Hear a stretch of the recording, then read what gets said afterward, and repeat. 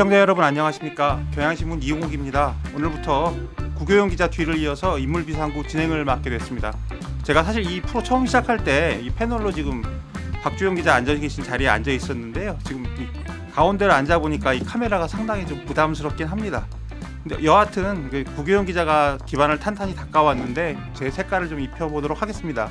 그래서 뭐 인물 해보라고 하는데 제가 해보는 징그러워서 잘 못하고요. 어쨌든 뭐 해보겠습니다. 그리고 할 말이 없어 원고대로 읽는다면은 뭐 날카롭고 집요한 시선으로 뭐 프로그램의 깊이를 더하도록 노력해 보겠습니다. 자, 정치부 기자들이 모여서 주요 인물들의 속내와 미래를 파헤쳐보는 인물비상구 55회 순서 시작하겠습니다. 오늘 함께할 든든한 두 분 소개하겠습니다. 구혜영 기자, 박주영 기자 나오셨습니다. 안녕하세요. 축하드립니다. 되게 낯선데요. 여하튼 뭐 바로 그냥 시작을 해볼게요. 이제 지금 그 6.3 지방선거가 치러지는데 사실 우리 뭐 구혜영 기자도 알고 박주영 기자도 아시겠지만 선거에 국민들 관심이 별로 없습니다. 더불어민주당이 워낙 압승하는 상황이어서 다만 이제 지방선거보다는 지금 이제 재보궐선거에 더 관심이 쏠리는데 지금 14곳에서 치러진다고 하거든요. 그래서 뭐 지금 우리가 한번 읊어보면은 부산 북갑에는 한동훈, 하정우, 박민식 후보가 출마를 하고요. 김용남, 조국 후보가 출마하는 평택을이 있고요. 그리고 오늘 다루게 될 수도권의 핵심 승부처 하남갑이 있습니다. 그래서 하남갑에 출마할 두 인물을 좀 살펴보겠습니다. 먼저 그 이광재 후보 먼저 얘기를 하겠는데요.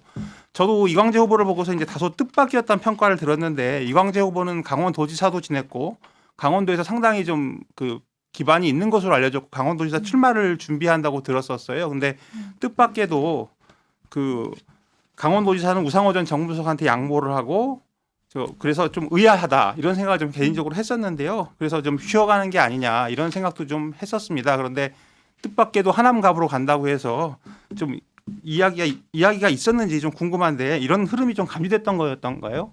사실 그 강원지사 준비를 하고 있었어요. 일주일 전에 출마 선언문 이미 다 써놓고 그 거기 가면 이제 38 국도가 있는데 거기가 광제도로라고 불리는 뭐 그런 곳도 이제 가봤다는 얘기가 있는데 그 우상호 강원지사 후보와 만나면서 좀 변화가 있었던 건 같아요.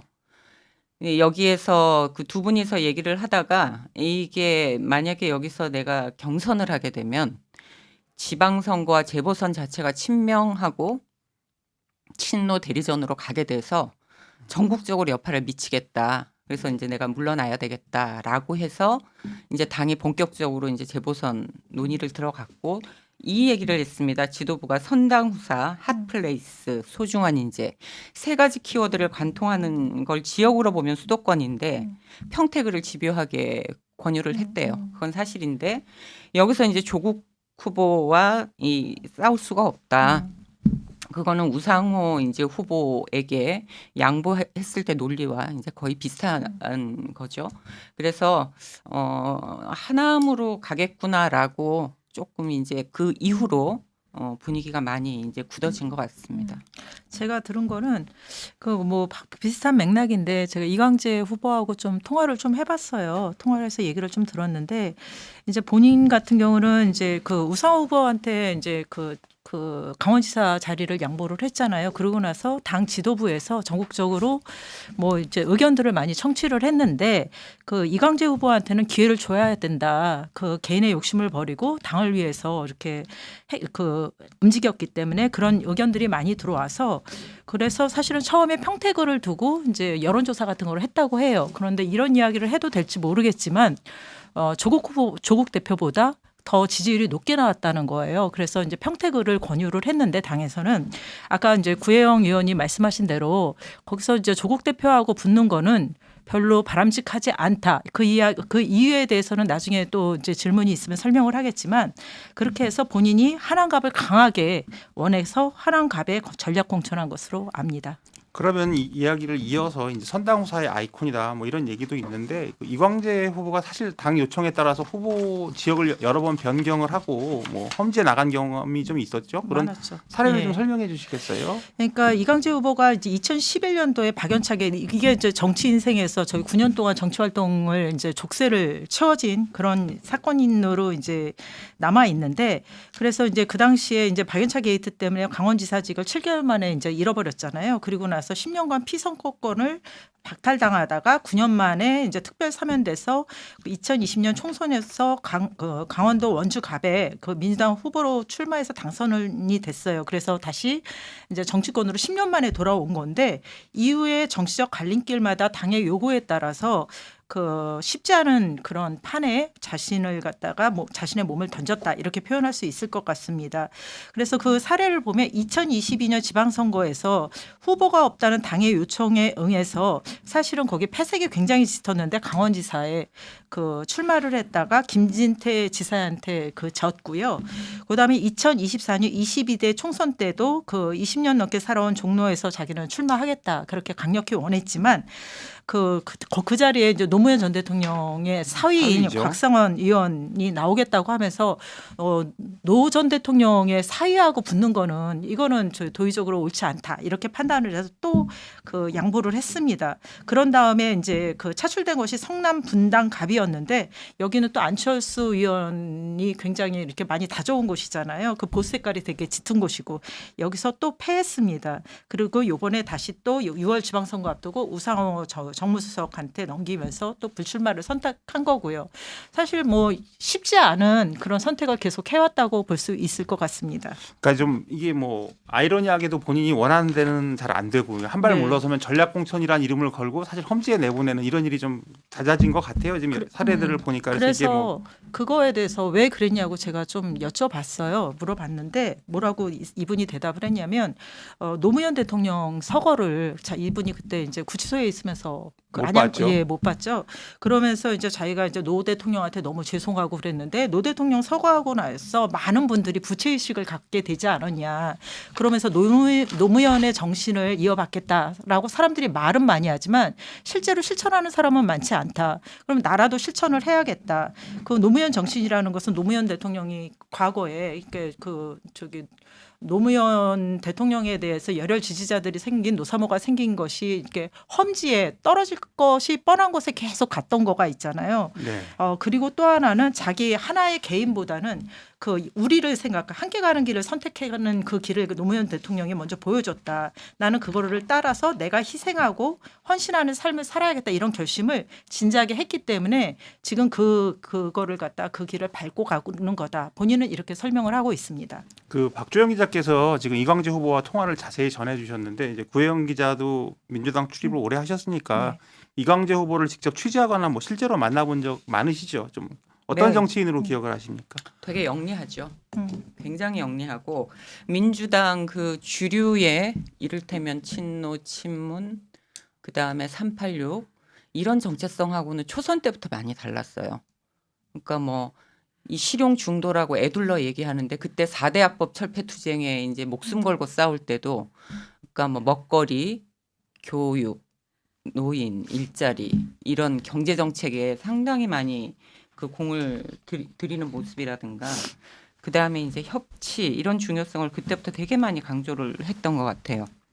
좀 처음엔 다르다라고 생각을 했고 두 번째는 굉장히 영리하다.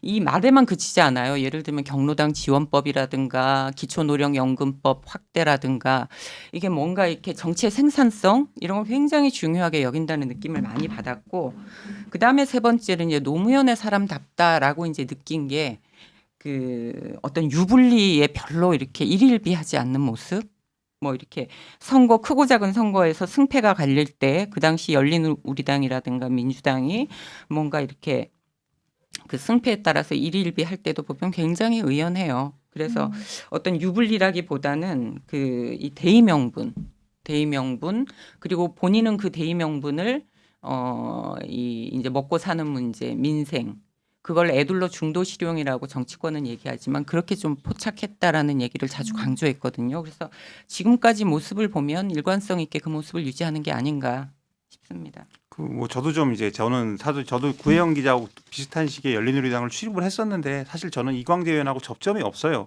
그때 제 개인적 경험을 좀 말씀을 드리면 그때 이제 친노직계라고 해서 이광재 의원이 그 정치적으로 상당히 그 공세의 대상이 되니까 본인이 되게 언행을 삼가하던 시절이었거든요. 그래서 이제 오래된 기자들을 만나거나 아니면 저는 그때 이제 민주당을 처음 출입을 하게 됐는데 그래서 기자들하고 접촉을 잘 안 하더라고요. 그래서 이제 제가 그때 이제 기억나는 거는 뭐 구혜영 기자도 잘 아는 모 의원이 이런 얘기를 한번 한 적이 있어요. 뭐 굉장히 반짝반짝한다, 꾀돌이다 이런 얘기를 하더라고요. 그런 얘기를 들었던 기억이 나고 또 하나는 어떤 게 있었냐면 이제 저랑 굉장히 가까운 지인이 2010년도에 이광재 전 의원이 이제 강원도지사 출마를 해서 예상을 짓고 당선이 되던 시절이 있었어요. 그때 이제 그 캠프에서 일하고 이후에도 이광재 지사랑 많이 일을 했던 사람인데 똑같은 얘기를 해요. 꾀돌이다, 꾀돌인데 어떤 식이냐면 이제 스타일을 얘기를 하는데 책을 굉장히 많이 읽고 실제로 그때 국회의원 시절에 보면 이광재가 읽은 책에서 기자들한테 막 리스트 나눠주고 그랬었거든요. 그리고 책을 많이 읽고 술도 많이 마신다. 그래서 또 부지런해서 아침이면 일어나서 등산도 많이 하는데 단점을 하나 얘기하면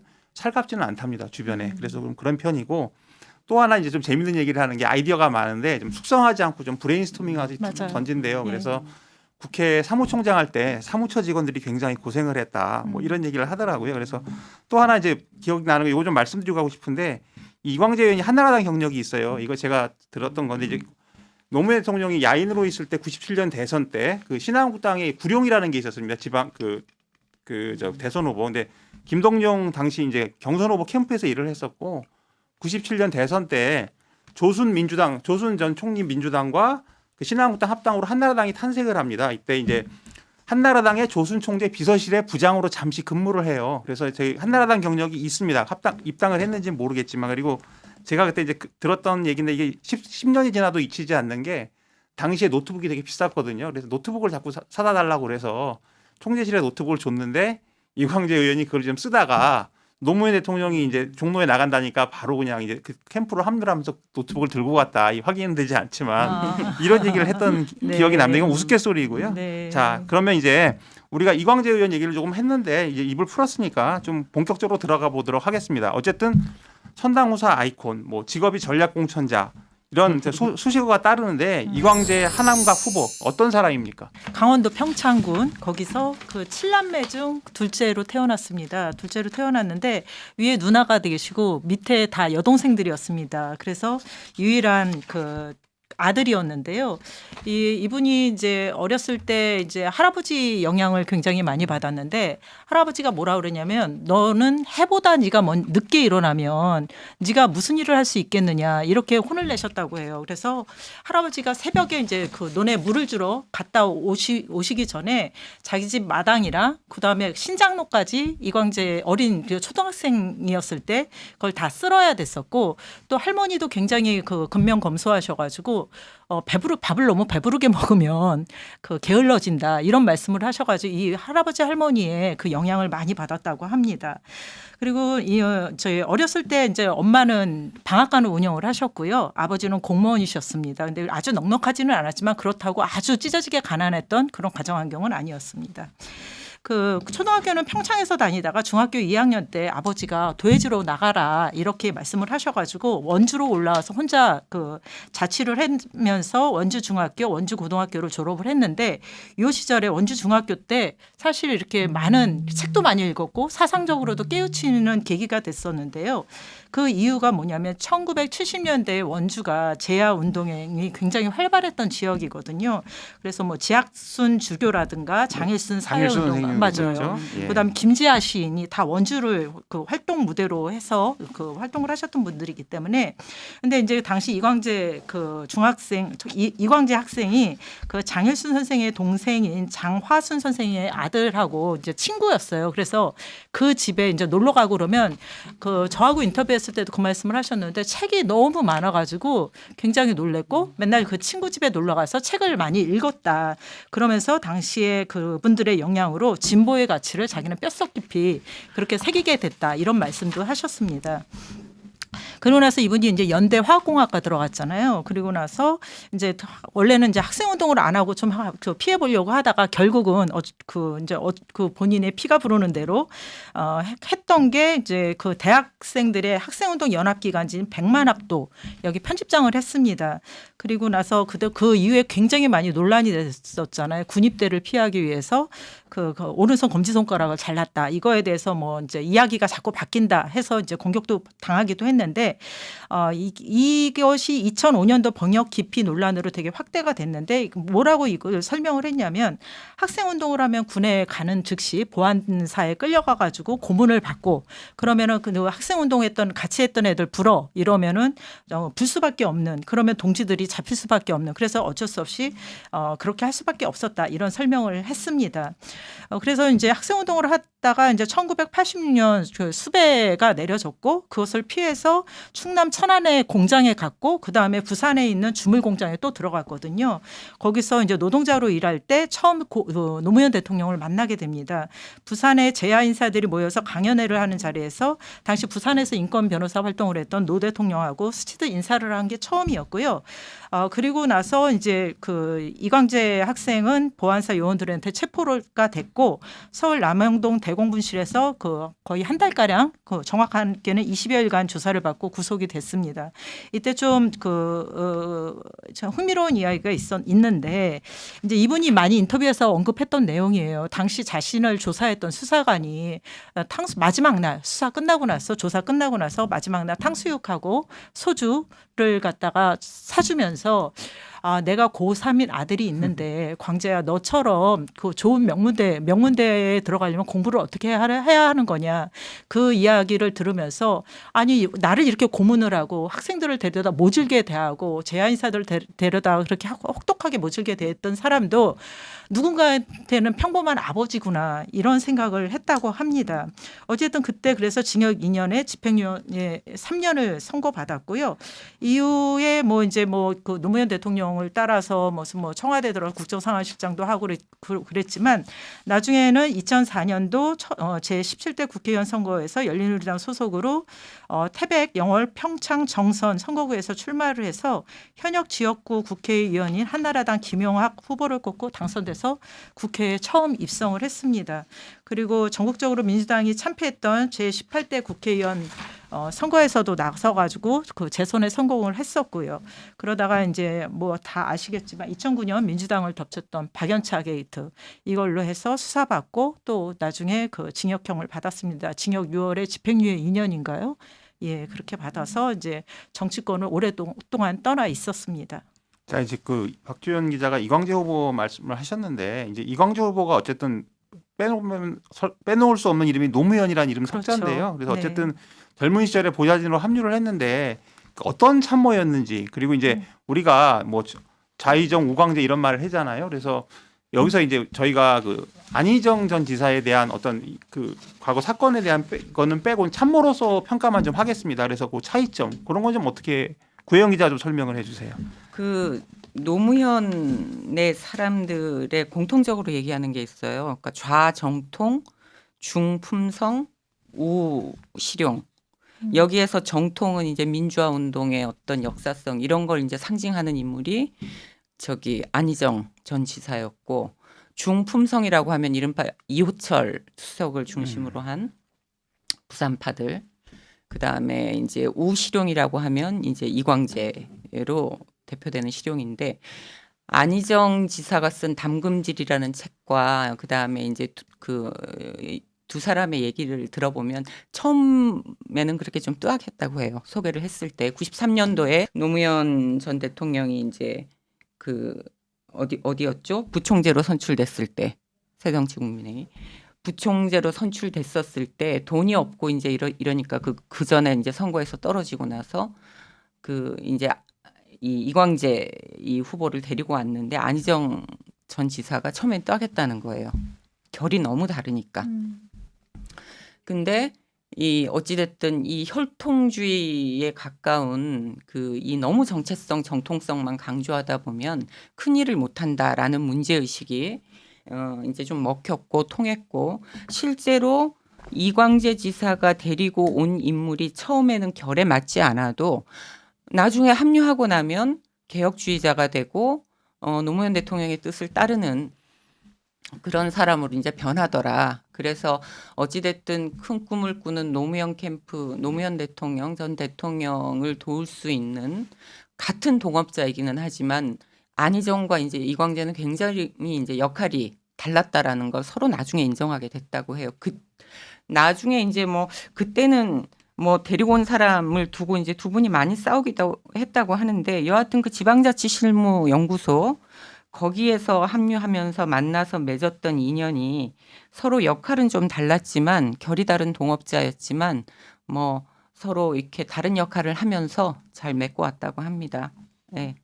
저도 뭐 한마디 좀 덧붙이면 이런 얘기를 저는 들었었어요. 예전에 뭐 안희정은 엄마 같은 사람이고 이광재는 아빠 같은 사람이다. 그래서 좀 이광재 후보는 좀 사람이 좀 차고 냉정한 데가 있고 대신 좀 전략적으로 좀 하는 스타일이고 안희정 전 지사는 이제 여기서 그 개인적인 그 공과는 빼는 겁니다. 그냥 네. 당시의 평가만 말씀을 드리면 약간 좀 주변 사람 잘 챙기고 그래서 좀 소위 말하는 그 노무현 캠프 사람들하고 좀 이렇게 핵심적인 인물들 보면 전부 다 이광재보다는 안희정하고 연결이 된 경우가 그렇죠. 많대요. 그래서 저도 좀 개인적으로 기억이 남는 게 예전에 뭐 구혜영 기자도 알겠지만 예전에 그 모 의원 방에 가면 친노 직계라는 모 의원이 있었는데 그 방 가면 선임보좌관이 사실상 그때 안희정 전 지사가 5개 있었거든요. 그 대선 자금으로. 그 사람 뒷바라지 하는 사람이었어요. 그래서 그 안희정이라는 사람은 약간 그런 이미지로 있었고 이광재 지사는 전략을 잘 짜고 약간 이렇게 좀 인간적인 것보다는 좀 이렇게 전략을 짜고 앞으로 나가는 뭐 이런 역할을 했다. 이런 평가가 좀 있었습니다.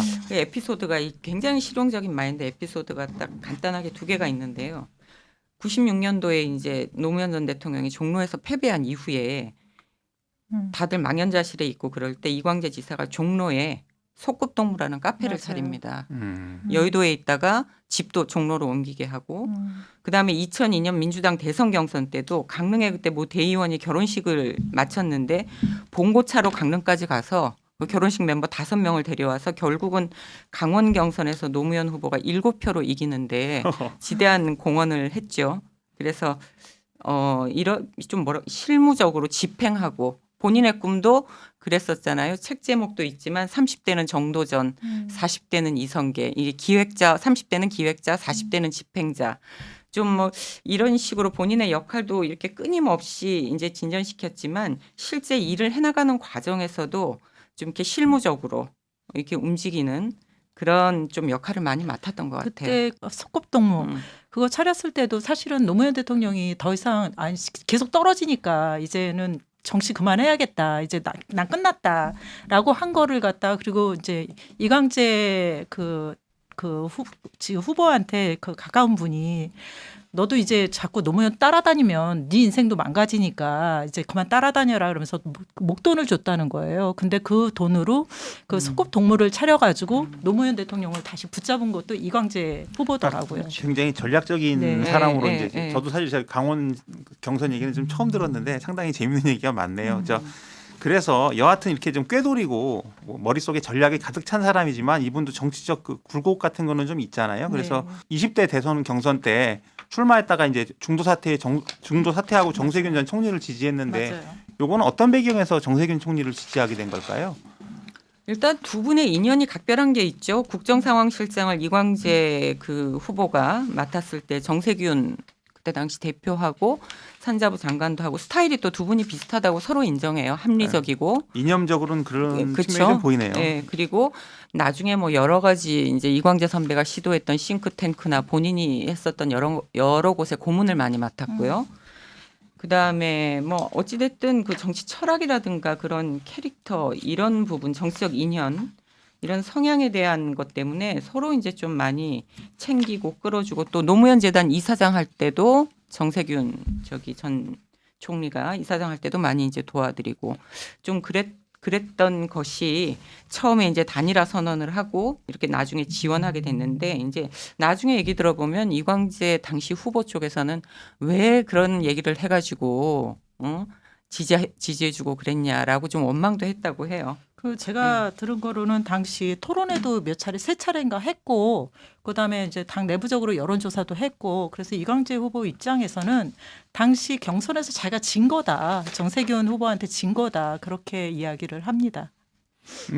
여하튼 뭐 이건 좀 지나가듯 하는 얘기지만 저는 지금도 제일 기억에 남는 건 2010년 지방선거 때 강원지사 선거에서 이긴 거예요. 그때 이제 제가 한나라당을 막 출입을 하고 있을 때인데 사실 그 여론조사 보면 굉장히 절망적이었거든요. 그리고 한나라당 후보는 당시 엄기영 전 MBC 사장이고 그래서 굉장히 이기기 어렵지 않을까. 게다가 원래 강원도는 보수세가 센 곳이기도 하고 그렇죠. 그래서 근데 이제 제가 아까 제 지인을 말씀드렸지만 현장에서 그 지인이 저한테 맨날 하는 얘기는 지금 판이 다르다. 그래서 제가 그때 무슨 소리 했었냐면 헛소리 하지 말아라 이런 얘기를 했었었는데 여하튼 이기더라고요. 그래서 대단하다 이 생각을 했었는데 여하튼 지금도 강원도에서는 좀 인망이 있고 지인이 많은 편은 아닌데 사실 이광재 후보하고 제일 가까운 사람들은 전부 다 강원 지역 사람이라고 하더라고요. 그래서 아무리 생각해도 저는 지금도 궁금한데 왜 우상호 수석한테 양보를 했을까요?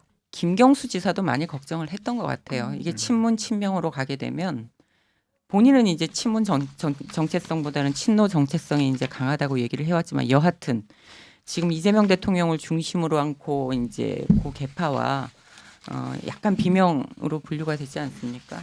이 여기에서 만약에 이 경선이 붙여서 경쟁이 붙고 이렇게 되면 김경수 지사까지 영향을 미칠 수 있다라고 크게 생각을 했다고는 하는데 여기서 이제 다 밝히지 못할 수 있는 얘기도 있지만 그때 두 분이서 따로 비공개 때 만났을 때 그 우상호 후보가 이제 상당히 힘 있는 대통령이 보낸 후보 지금 슬로건이지 않습니까?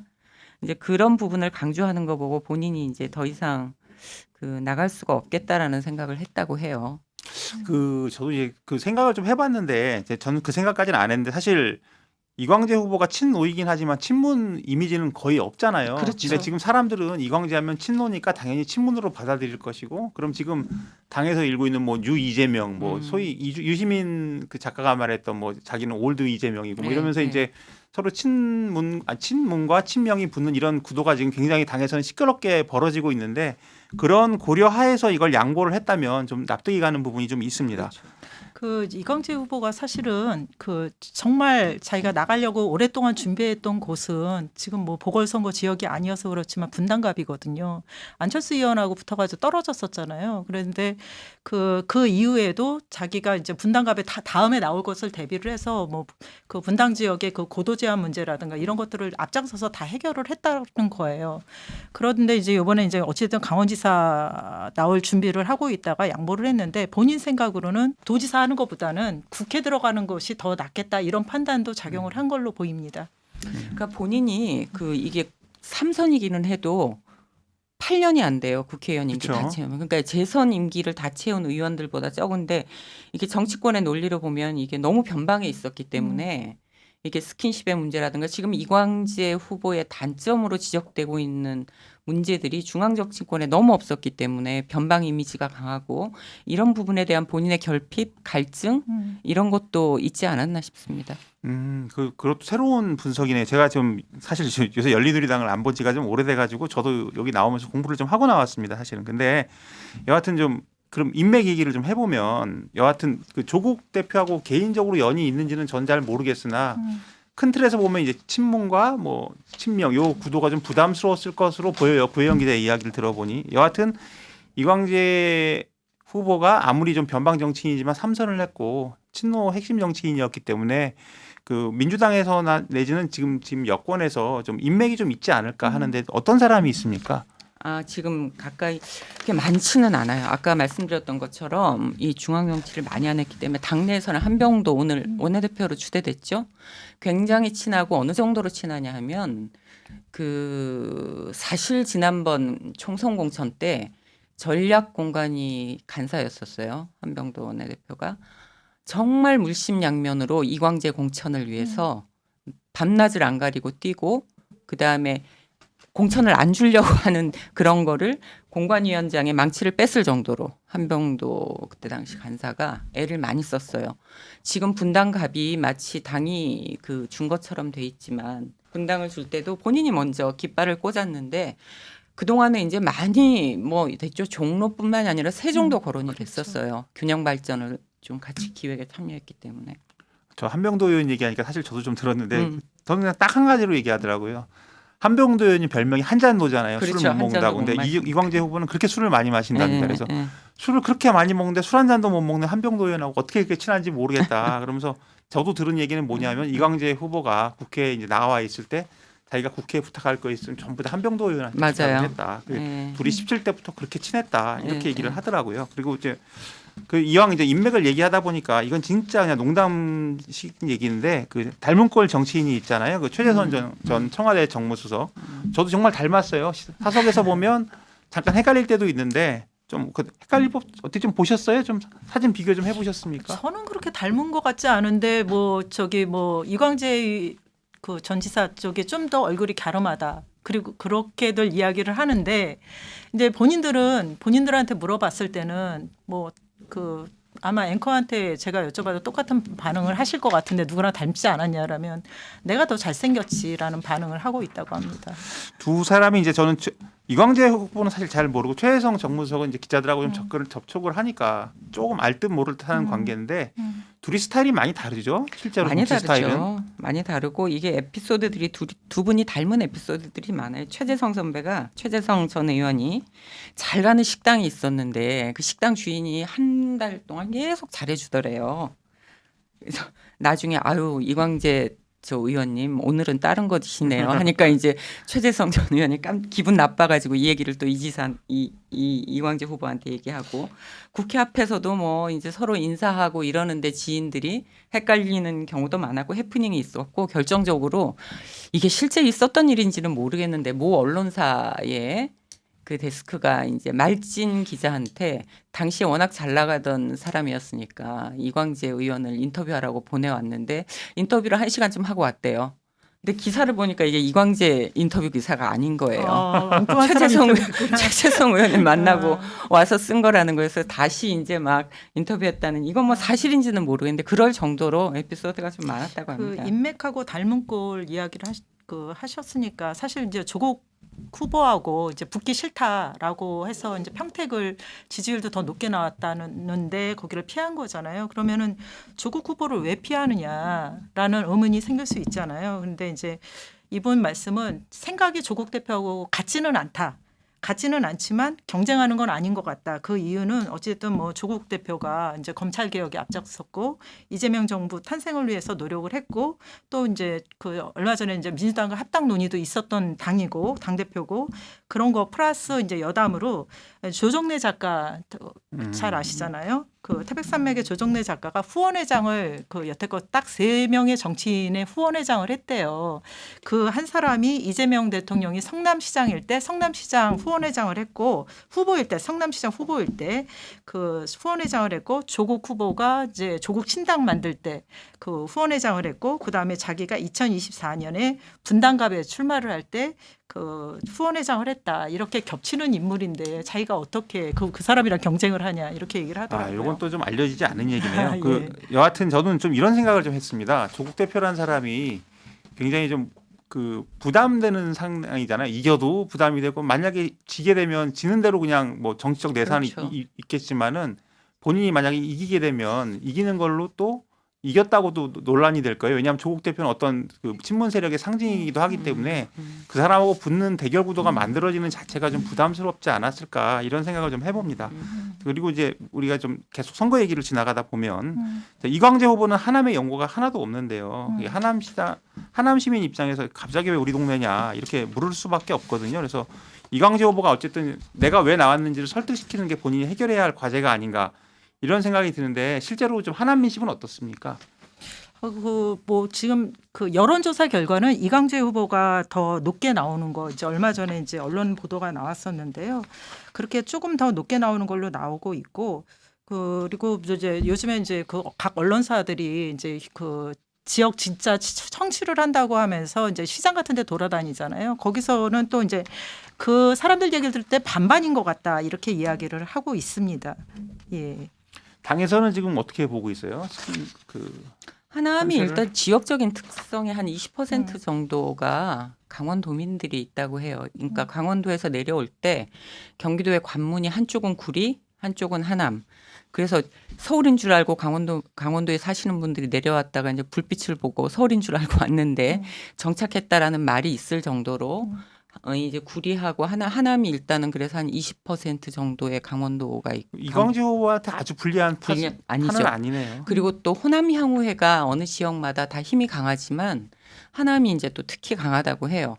그리고 두 번째는 이제 분당이 이 지금 지역위원장이기 때문에 또 같은 어떤 경기도에 있어서 뭐 영 명분 없는 이제 출마는 아니다. 그런 게 있고 또 세 번째는 지금 이게 이 지역이 이 어떤 원도심이 있고 가밀 위례라는 신도시가 있고 또다시 개발될 어떤 미개발 이 지역이 있어서 굉장히 이 여론이 세 블록으로 이제 분산이 될 수밖에 없는 곳이라 큰 선거 이 여론을 이렇게 큰 선거를 한번 또 치러보거나 이런 지역에서 대표적으로 이광재 이 후보가 강원도의 영월, 평창, 태영평정이라는 그 넓은 지역에서 선거도 치러보지 않았습니까? 그런 것도 있고 또 중도층의 어떤 소구력이나 이런 부분에서도 좀 맞닥뜨리기 때문에 크게 뭐 아직까지는 뭐 너 왜 왔냐 이런 분위기까지는 아닌 것 같고 좀 이길 수 있다라고 보는 것 같아요 당내에서는. 아직까지는 예. 저도 보면 이제 좀 긍정적인 것 같은데 네. 여하튼 저 이광재 후보가 출마를 선언하면서 정치 운명을 걸겠다고 했으니까 이번 승부가 재기 발판이 될지 아니면 또 늘 그렇듯 다른 시험대가 될지는 좀 이제 지켜보도록 하겠습니다. 두 번째 인물로 넘어갈 텐데요. 저 이광재 후보 맞상대 국민의힘의 한안갑 후보는 이용 전 의원입니다. 그래서 지금 이용 후보는 우리가 뭐 다 알지만 전 국민이 알 것 같아요. 인지도는 상당히 높을 것 같은데 뭐 우리가 스포츠를 모르는 사람들은 잘 모릅니다. 그런가요? 네. 여하튼 이용 후보를 한안감에 단수 공천했는데 그 이분은 이제 윤석열 호위무사로 유명한 사람이잖아요. 그래서 네. 윤호개인 논란도 많고 그랬는데 왜 공천을 했을까요? 이용 후보 같은 경우가 하남이 원래 이제 한 곳이었는데 지난번에 분구가 되지 않았습니까? 분구가 돼가지고 아마 이제 호위무사 뭐 얘기도 나오고 이래서 하남이 그때 당시 국민의힘에서는 상당히 유리한 지역으로 분류를 맞습니다. 했대요 당내에서. 저도 그렇게 들었어요. 네. 그래서 이제 좋은 곳을 줬다라는 뭐 그런 얘기가 일단은 나오고 그때 당시만 해도 뭐 위세가 대단했죠. 그때 경기도가 이길 수 없었는데 좋은 곳이라고 할 수 있는 데가 그 한암갑이고요. 또 하나 제가 들은 곳이 이제 그 윤석열 검찰 후배이자 뭐 중신을 쓴 것으로 유명한 그 이원모 전 비서관이 출마했던 용인갑입니다. 그래서 이 두 곳이 좀 그 국민의힘이 그나마 좀 유리한 곳이라고 해서 나름 좋은 곳이라고 줬던 곳인데요. 어쨌든 좋은 밭이기 때문에 이용 후보가 석패하지 않았습니까? 여하튼 이번 선거가 윤호개인 프레임이 이게 부각이 다시 될 수 있는데 이거를 공천을 줬다는 줬다는 배경 자체가 저는 좀 의심스러워서요. 국민의힘 배경 그리고 지금 내부 반응은 좀 어떻습니까? 그 언론 보도 나온 걸 보면 이제 공관위에서는 이용 후보를 갖다가 이제 이쪽에다가 이제 그 준 이유는 이 사람이 22대 총선에서 이제 정말 말씀하신 대로 석패를 했잖아요. 아깝게 석패를 했잖아요. 그런데도 그 이후에 어쨌든 이 지역을 떠나지 않고 한안갑 당협위원장으로서 지역 기반을 탄탄하게 다져왔다. 그런 것을 높이 평가하는 것으로 나와 있고요. 실제로 여기에서 12년 동안 살고 있고 그 자녀들도 다 이 지역에서 학교를 다니고 있는 것을 이분이 굉장히 어필을 하고 있는 것으로 그 알려졌습니다. 그래서 이제 공관위에서도 하남의 도약을 이끌 그 맞춤형 후보다 이렇게 판단을 한 것으로 알고 있습니다. 그 다 아시겠지만 추미애 후보한테 그때 1.17% 포인트 이게 표 차이는 1,199표 차이로 진 거더라고요. 어쨌든 이 한암갑 같은 경우는 그 굉장히 지역 현안이 뭐가 있냐면 교통이라고 하더라고요. 교통이 불편해서 서울로 출퇴근하는 사람들이 굉장히 불편함을 겪고 있는데 그래서 뭐 그 GTX 문제라든가 이런 부분을 갖다가 뭐 빨리 해결을 하겠다 뭐 이런 이야기들을 양 후보가 지금 다 하고 있거든요. 예. 그 당 내에서는 어쨌든 지금 수도권도 안 좋고 선거 전체 판세가 안 좋기 때문에 그 한안갑의 유승민 전 의원 같은 사람 중량급 인사를 전략 공천해야 한다는 이야기도 있었습니다. 그래서 혹시 실제로 얘기가 오갔는지 좀 들으신 거 있으신지? 이정현 공관위원장이 장문의 편지를 썼다고 해요. 그 유승민 전 의원한테 이게 하남갑이 아니라 이제 경기지사 나와달라고 당신의 진정성을 몰라서 미안하다.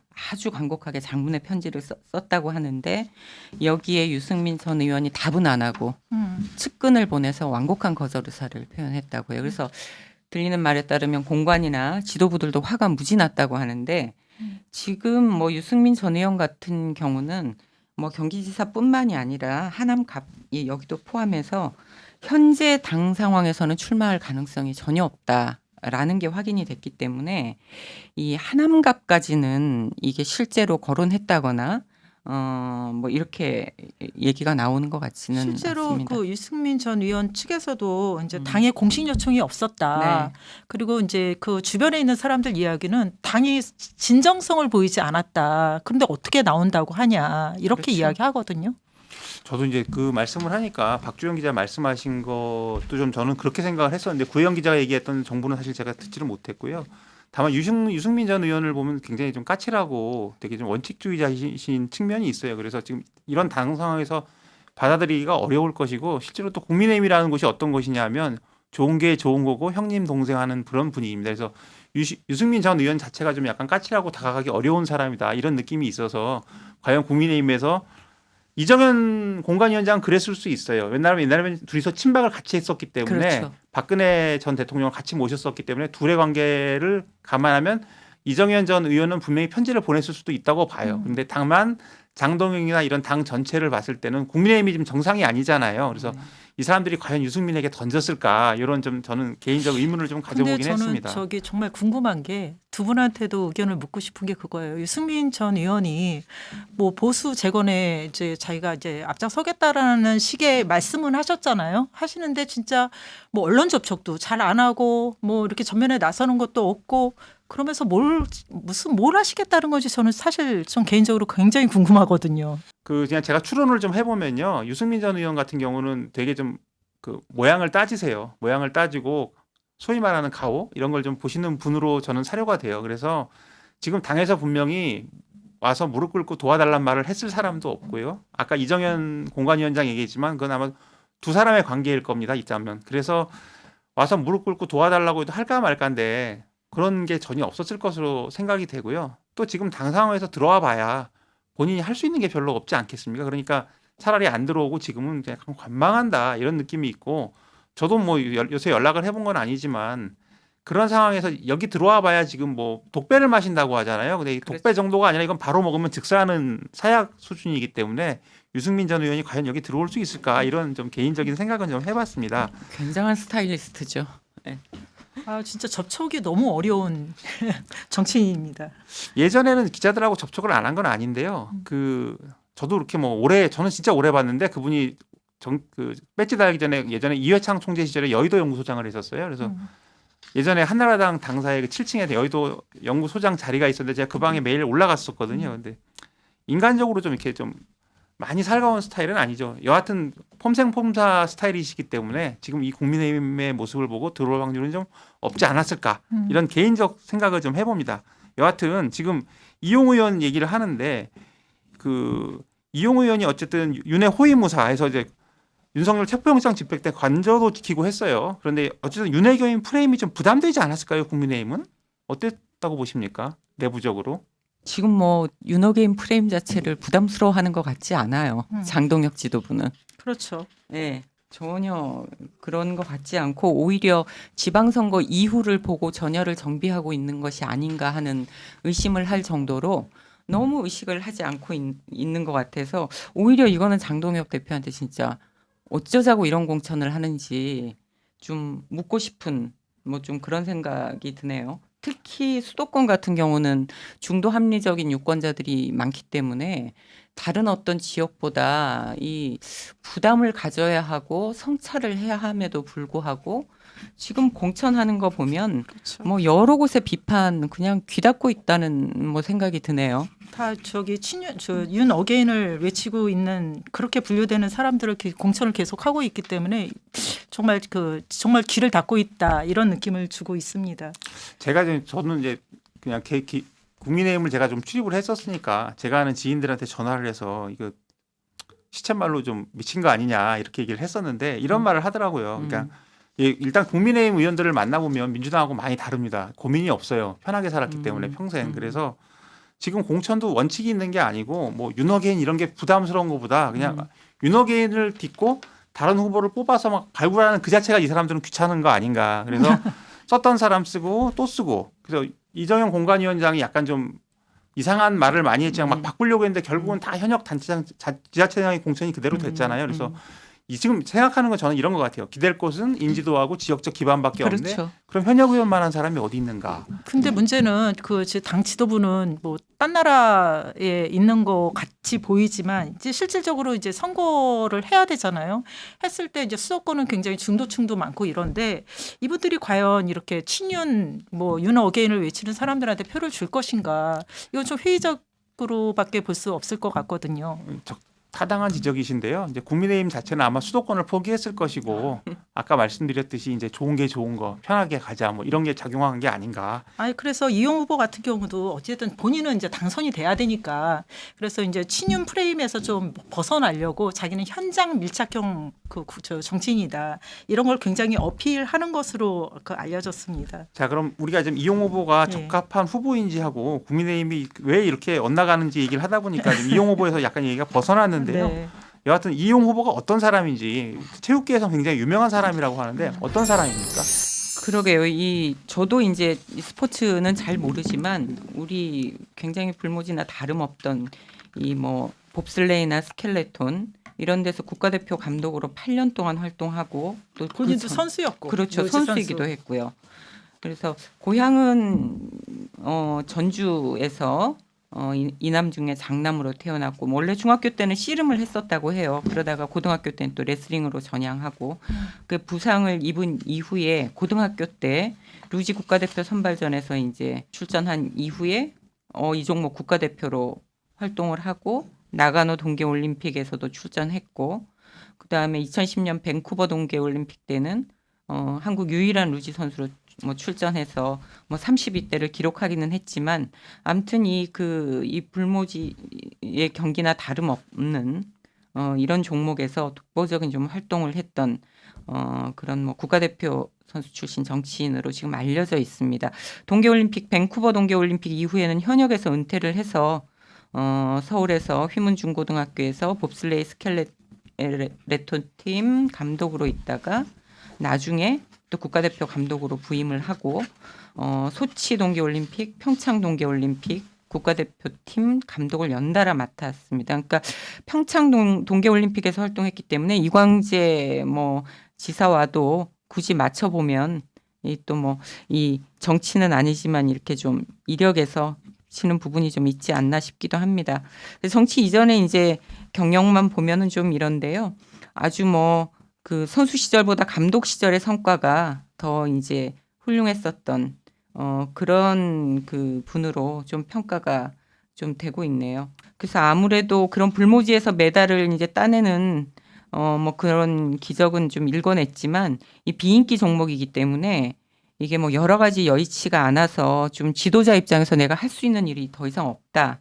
그래서 이제 처우 개선이라든가 환경 개선 뭐 이런 걸 위해서 이제 정계 진출을 결심했다고 하는데 그래서 이분이 이용 후보가 정치권에 들어오게 된 계기를 좀 물어보니까 2018년 총선을 앞두고 좀 접촉을 했다고 해요. 체육계를 담당하고 있는 모 보좌관이 좀 추천을 했고 당내 인사가 이용 후보의 정치 의지를 좀 확인을 하고 그래서 이제 영입을 했다고는 하는데 국민의힘은 전통적으로 좀 그런 게 있다고 하더라고요. 엘리트 선수 출신들을 이제 영입하려는 노력, 예전에 이혜리사 선수라든가 문대성 선수라든가 민주당의 좀 생활 정책에 관련된 선수들이나 그런 정책을 폈다면 국민의힘은 좀 엘리트 정책, 엘리트 스포츠 뭐 이제 이런 부분에 대한 것들이 쭉 명맥을 이어오면서 영입을 했다고 하는데 아마 지금 이용 후보도 그런 연장선에서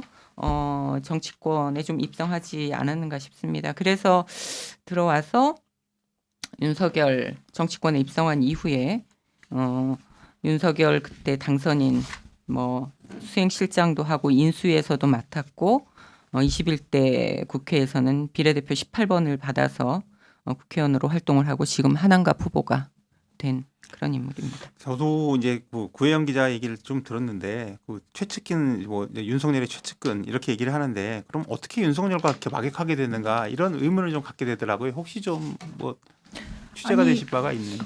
아니 이분이 저 처음에 이제 그 윤석열 예비 후보를 갖다가 이제 밀착 보좌하는 자리에 있었던 거잖아요. 그래서 뭐 두 분은 너무 이제 정치부 오래 출입하셨으니까 잘 아시겠지만 이렇게 뭐 이제 그 이런 그 대형 후보의 뭐 비서실장이라든가 수행 비서라든가 이런 사람들은 전통적으로 남성 초선 의원을 갖다가 붙인다면서요.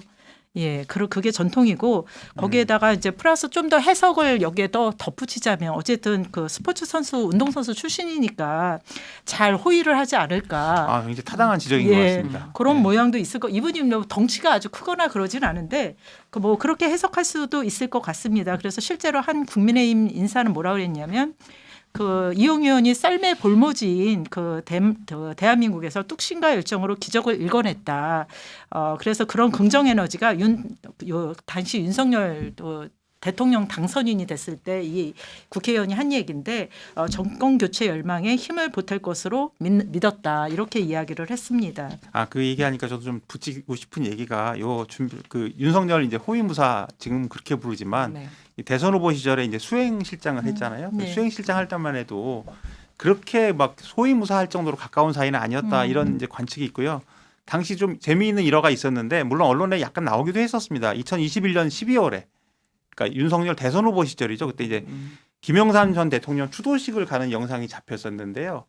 그 당시 이제 윤석열 대선 후보가 이렇게 걸어가는데 넥타이가 약간 네. 그 회색에 약간 반짝반짝하는 거였어요. 그런데 이제 윤석열 입장에서 오른쪽이 이용이고 이쪽이 뭐 다른 분이었는데 이분이 이제 넥타이 색깔을 가지고 말씀을 하시는 거예요. 추도식으로 걸어가는데 넥타이 색을 지적을 하니까 당시 윤석열이 뭐라고 하냐면 오른쪽에 있던 그 유영한테 야 검은 넥타이를 야이 XX야. 그건 차 안에서 했어야지. 이렇게 말한 것으로 이제 들려요. 그래가지고 이거 가지고 욕설을 했네 안 했네 논란이 많았거든요. 근데 그때 당시 이용 후보가 그 말이 이 XX야는 없었고 야 이 색깔 같은 거는 차 안에서 했었어야지 뭐 이렇게 했다고 합니다. 그래서 이게 흑색 선전이라고 하는데 실제로 이제 바이든 날리면의 원조격이 아니었나. 제가 그 뒷얘기를 좀 들었어요. 그 당시 이제 윤석열 그 후보를 갖다가 그 같이 다녔던 사람이 4명이었거든요. 황정호 뭐 운전사 그분하고 이용 의원하고 또 당시 뭐 윤희석 지금은 뭐 이제 그 한동훈 쪽에 가 계신 분하고 아무튼 이런 분이랑 같이 이제 4명이서 다녔는데 윤석열 전 대통령이 이제는 다 아시겠지만 뭐 이렇게 이제 뭐 이렇게 깔끔하거나 뭐 이런 사람 스타일이 아니잖아요. 옷도 맨날 똑같은 거 입고 막 이러다 보니까 넥타이도 잘 안 하고 넥타이 매는 방법을 몰랐다는 거예요. 그런데 이제 넥타이에 막 얼룩도 묻어 있고 그런데 그때 후보 시절에는 뭐 여기저기 뭐 많이 다녀야 되잖아요. 뭐 누가 상을 당했다 그러면 그 상가도 가야 되고 그래서 아예 그 이쪽에서는 그 이 캠프에서 넥타이를 아예 맺어 있는 거가 있다면서요. 남자들 넥타이가 아예 이렇게 올리기만 하면 지금 되는. 이 넥타이도 그렇습니다. 네. 그런 거를 색깔별로 준비를 해서 차에다 비치를 해놔라. 그래서 그때 얼룩졌으면 갈아서 끼워야 되고 어디 장례식장 가면은 검정색으로 해야 되고 그 이야기를 이제 나와서 하는데 그때 윤석열 윤석열 후보가 이용 의원한테 했던 얘기가 야 이거는 진짜 이거 색깔을 어쩌고저쩌고 그 얘기를 한 거다라고 예. 이용 후보는 얘기를 하지요. 근데 이건 다른 쪽에서도 들었습니다, 제가. 예, 그거였다. 근데 그거였다. 이 이용 후보는 그 수행실장, 호위무사 이 경력을 뒷받침해 주는 게 의정활동 할 때 워낙 에피소드가 많았잖아요. 얘기를 좀 해주시죠. 네. 2022년에 이태원 참사 다뤘던 그때 주호영 운영위원장 시절에 그 유명한 웃기고 있네라는 그 강승규 수석과 김은혜 수석이 출석을 해가지고 이제 필담을 나눈 걸 이제 나 사진에 걸리고 네, 망신당했죠. 그래서 그때 공개 사과 3번 하고 아마 그때 주호영 위원장이 쫓아냈을 거예요. 그 이후에 국민의힘 그 비공개 의총이 열렸는데 왜 쫓아냈냐고 항의하고 뭐 이렇게 아무튼 이 좀 감싸줘야지 여당이 뭐 이렇게 한 의원 중에 한 분이 이용 후보였다는 얘기가 이제 있죠. 그런 얘기도 있고 그다음에 이제 2023년에 국민의힘 그 전대를 앞두고 김기현 후보를 당선시킨다고 청와대에서 당무 개입 막 비판이 일었을 때 나경원 후보도 이제 출마를 한다고 했죠. 근데 연판장이 돌았습니다. 그때 출마 이제 못하게. 그때 초선 의원 48명 중에 이용 의원이 있었는데 그냥 연판장에 서명한 정도가 아니라 이제 주도했다는 썰이 있어요. 나중에 이제 사과는 물론 했지만 뭐 이제 이런 경험들로 보면 오히려 의정 활동할 때 그 엄청나게 그 이 호위무사로서 역할을 이제 많이 했었죠. 본인 입으로도 호위무사라고 이야기했던 거 아닙니까? 음. 그리고 이분을 저 가까이에서 본 사람들 얘기로는 좀 긍정적인 반응은 굉장히 많았어요. 이제 스마트하다, 뭐 운동선수 출신이어서 뭐 그렇지 않을 거라는 그 선입견이 있을 수 있는데 보통 뭐 운동선수든 무슨 뭐 코미디언이든 뭐 이제 그쪽에서 좀 성공한 사람들은 사실 머리들이 다 좋습니다. 이분이 굉장히 똑똑하다는 이야기를 들었고요. 눈치도 굉장히 빠르고 상황 판단을 잘하고 그리고 뭐 이제 뭐 이분이 이제 친윤들하고 굉장히 가까웠잖아요. 그러다 보니까 의청에서 뭐 이제 네가 나가가지고 총대 메고 이런 이야기 좀 해 하면은 총대를 잘 메고 그래서 그런 발언들을 앞장서서 많이 했다고 합니다. 저도 좀 덧붙이고 싶은 게 일단 호위무사 얘기하니까 이분이 방송에 나와서 이런 말을 해요. 호위무사라는 게 한 명의 주군을 모시는 것이기 때문에 그 애칭이 너무너무 감사하다. 그리고 뭐 이제 본인이 예전에 2023년도인가 최고위원회에 출마했을 때 이 플래카드에 이렇게 붙여놓습니다. 윤석열의 영원한 수행실장, 그다음에 뭐 지키는 최고위원 이런 얘기를 했었고요. 제가 이제 저는 그때 당을 출입한 건 아니지만 후배들한테 물어보면 이렇게 아침에 의총을 하잖아요. 의총을 하면 일단 기자들이 제일 먼저 하는 게 그거랍니다. 이용 의원이 발언 신청을 했느냐 안 했느냐 이게 약간의 맞아요. 프로토콜 같았대요. 네. 이용이 했다는 말은 뭐냐면 윤석열이 메시지를 던지는 거기 때문에 이용이 발언 신청을 했냐 안 했냐 이게 그렇게 중요했었다고 합니다. 그래서 그 정도로 좀 파워가 있었고 이용 의원이 좀 이제 이거 지금 그냥 생각나서 말씀드리는 건데 박주현 지금 기자가 그 운동선수들 무식하지 않냐 이런 얘기를 하잖아요. 그래서 제가 예전에 체육부를 잠깐 출입했을 때 이건 그냥 지나가는 얘기입니다. 운동선수들 중에 운동선수는 무식하다 이 소리 굉장히 싫어하는 사람들 많아요. 그래서 일부러 공부를 더 하고 실명으로 얘기하면 옛날에 지금 뭐 제 나이 든 거 인정하는 게 되는데 옛날에 롯데 마혜영 선수라고 있었어요. 그 사람 되게 공부 많이 하고 그런 소리 듣기 싫어서 뭐 공부한다. 그래서 스포츠 선수들 중에 그런 사람들 많고 실제로 머리도 좋아요. 다만 이제 그걸 어떻게 쓰느냐의 문제겠죠. 그래서 어쨌든 이용 의원이 그런 식의 사람이었다고 이제 말씀을 하신 것으로 이해를 하고요. 여하튼 이런 이용 의원이었는데 이 의원이 친윤의 신망을 받았다고 얘기를 하잖아요. 그러면 이용 후보의 그 여의도 인맥은 좀 어떤 사람이 있을까요? 당연히 친윤들하고 굉장히 가까운 걸로 되어 있고요. 친윤계의 중진들 그런 걸로 알고 있고 최근 또 이제 보궐선거 공천 과정에서도 아까 우리가 국민의힘이 지도부가 지금 그 공관위가 무슨 생각을 하고 있는지 모르겠다. 윤 어게인을 외치는 사람들을 주고 공천을 한다 이런 얘기를 했었는데 이번 공천 과정에서도 뭐 이진수 전 방통위원장이라든가 그 김태규 전 방통위 부위원장 같은 정권의 핵심 기조를 같이 했던 인사들하고 나란히 공천을 받으면서 친윤그룹의 결속력을 보여줬다. 이런 해석이 있습니다. 그리고 그 국민의힘 공천관리위원장을 맡고 있는 박덕흠 의원은 이용 후보를 단수 공천하면서 그 사람의 이제 추진력하고 중앙인맥을 공개적으로 높게 평가하는 모습을 보였습니다. 그래서 이제 이런 친윤계 의원들하고는 아주 이분이 굉장히 친화력이 좋다고 했잖아요. 아주 돈독한 관계를 만들어 놓은 것 같습니다. 그 말씀을 하니까 이제 제가 생각나는 사람이 그 사람이에요. 윤석열의 술친구라는 박성민 의원. 박성민. 그래서 이제 기자들한테 좀 물어봤는데 박성민 의원은 실제로 만나보면 이제 화통하고 술 먹고 이제 기자들하고 이제 어울리는 걸 좋아하는데 이용 의원은 의외로 굉장히 조심을 한다고 해요. 그래서 기자들하고 잘 안 만나고 몸을 사리는 편이다. 이렇게 해서 둘이 비슷한 듯 다르다. 이런 얘기를 좀 했었고요. 제가 이용 의원에 대해서 짚고 싶은 게 오늘 방송하려고 들어오다 보니까 이용 의원이 이제 출마 기자회견을 하면서 자기가 그 윤석열 불법 게임에 대해서 사과드린다, 변명하지 않겠다. 뭐 국민께서 주시는 회초리를 피하지 않겠다. 그다음에 뭐 국민의힘에서 절윤한다는데 동감하느냐 했더니 당에서 전원이 절윤한다고 하면 나도 마땅히 같이 가야 된다 이런 얘기를 했어요. 그래서 참 이게 씁쓸한데 좀 이런 말을 이제 와서 하는 것 자체가 좀 국민한테 과연 이게 책임 있는 정치인의 모습인가 이렇게 생각을 하는데 좀 어떻게 생각하십니까? 이런 발언한 거에 대해서. 아니요, 뭐 출마 선언할 때도 출마 선언하면서 제가 워딩을 꼼꼼히 봤어요. 무너진 법치를 세우고 하남의 내일을 더 크게 하겠다. 국민께 실망과 상처 준 거 자유롭지 않다. 정권 실패 책임져야 한다. 뭐 사과한다. 이게 뭐 지금 앞뒤가 하나도 안 맞는 얘기인데 예전에 그 친노라고 하는 세력들이 패족 선언한 적이 있지 않습니까? 그리고 2012년 대선 때 문재인 대통령하고 가까운 세력들은 선출직에 다 불출마 선언을 했어요.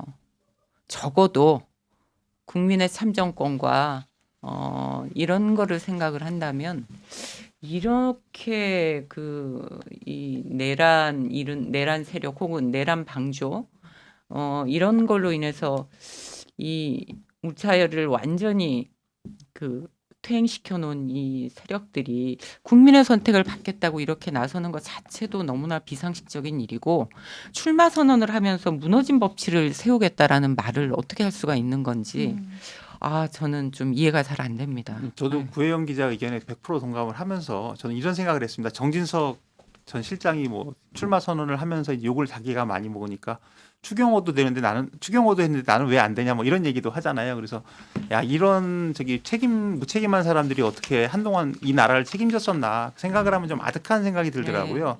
윤석열도 윤석열이지만 이렇게 무책임한 사람들이 주변을 둘러싸고 있으니까 우리나라가 내란 같은 이런 어떤 걱정스러운 상황을 맞고 국민들이 어려움을 겪지 않았나 이런 생각을 좀 해보면서 좀 씁쓸했었습니다. 여하튼 오늘 이용 후보에 대해서 하다 보니까 좀 안 좋은 얘기로 가고 있는데 객관적으로 좀 한마디만 더 해보면 네. 여하튼 간에 지난 총선에서는 추미애 후보한테 1000표 차로 졌는데 네. 이번 총선은 좀 어떻게 보세요? 이광재 후보가 훨씬 더 유리하지 않나 이렇게 생각합니다. 일단은 이재명 대통령 지금 지지율이 굉장히 높잖아요.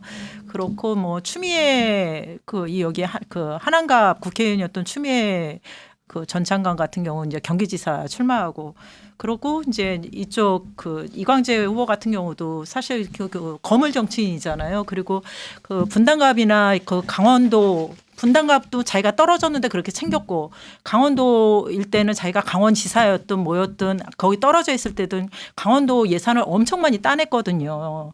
그러면서 굉장히 강원도에서는 이광재는 신이다. 강원도에서 신이다. 이렇게 주변 사람들이 얘기할 정도로 신망이 높았기 때문에 그렇게 그동안 보여줬던 성실성 이런 것들을 한안갑 유권자들한테 점점 이게 이제 번질 텐데 그런 점에서 거기다가 이제 국민의힘은 뭐 당같지 않다라는 얘기까지 나올 정도로 이제 거기까지는 소멸을 해야 된다라는 얘기가 나올 정도로 지지율이 형편없기 때문에 당연히 이광재 후보가 훨씬 유리한 고지에 있지 않나 이렇게 판단하고 있습니다. 부혜영 기자도 같은 생각이신가요? 비슷한데요.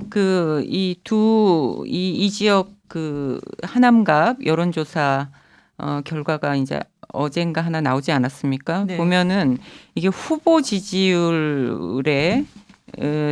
거의 20% 18% 정도 차이로 이광재 후보가 앞서고 있는데 적극 투표층에서는 더 벌어지고 있습니다. 이게 네. 적극 투표층이 어떤 투표 그 지역의 대세론을 읽는 지표로 지금 알려져 있지 않습니까? 그래서 투표율이 오르면 오를수록 적극 투표층의 향배가 더 중요한데 그런 부분에서 보면 아무래도 이광재 후보가 지금 좀 유리한 고지에 있고 두 번째는 지금 수도권의 이 지금 흐름이 후보 지지율보다 당 지지율이 낮고 당 지지율보다 지도부의 지지율이 낮은 게 국민의힘 후보들이 처한 지금 공통적인 상황입니다. 그러면 지도부가 공천을 주도했다고 했을 때 후보들한테는 이 자체가 엄청난 짐이 되지 않을까 싶고 앞으로 추이를 지켜봐야 되겠지만 이 좁히기가 상당히 좀 힘들지 않을까 좀 그런 생각이 듭니다. 예, 뭐 얘기를 좀 오늘 길게 해봤는데요. 오늘 인물비상구에서는 이광재 후보, 그다음에 이용 후보에 대해서 살펴봤습니다. 그래서 지금 하남시 갑에서